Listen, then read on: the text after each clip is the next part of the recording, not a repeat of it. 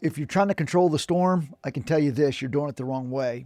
Hi, I'm Dr. Carter. Let's get into it. Most people think they got to hold it all together, but that's wrong. You don't have to control the storm. You just have to have a hold of the one that does control the storm. There was a story in the Bible one time, and the disciples were out at sea, and the storms have gotten so great that they felt like they were going to die. And at this time, Christ was sleeping in the boat, and they woke him up and said, "Lord, do you not care that we perish?" And then he stood up, stood on the bow of the boat, looked up to the heavens and said, "Peace," and then down at the sea and said, "Be still." And then immediately everything was calm. The disciples said, "What manner of man is this, that even the winds and the waves obey him?" So here's the question. How do you get him to say to your storms, "Peace, be still"? Let me give you a couple illustrations to explain this. There was a man named Job, and if you don't know who Job is, go watch my previous video on why does God allow evil things to happen. Job was in dire straits, and he had horrible things that had taken place. But in the midst of all of his troubles, Job said this, "Though he slay me, yet will I serve him." Job had made a determination in his heart and mind that he wasn't letting go of God no matter what. And that is holding the one that controls the storms.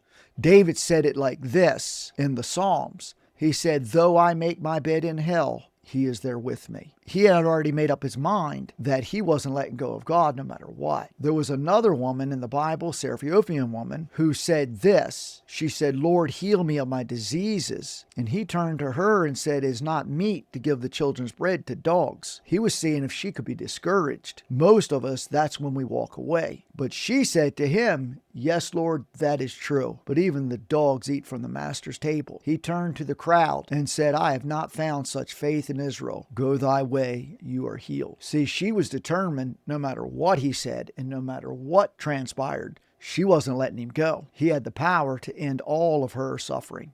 So when you're thinking about how do I hold the one that holds the storms, just be determined in your heart, no matter what comes, I'll never let him go. And no matter what this trial looks like and how bad it turns, my end will be greater than my beginning. God will turn this trial into a blessing for me, and I'll not let go. And then with that faith, pray, "Lord, you are my Savior. You're my protector, my guide. No matter what comes or goes, I will always hold to you, and I will trust in you no matter what." Get a hold of God like that, and you'll see results. I hope this helps, and if it does, drop a comment about what you'd like me to talk about next, and I'll see you in the next video.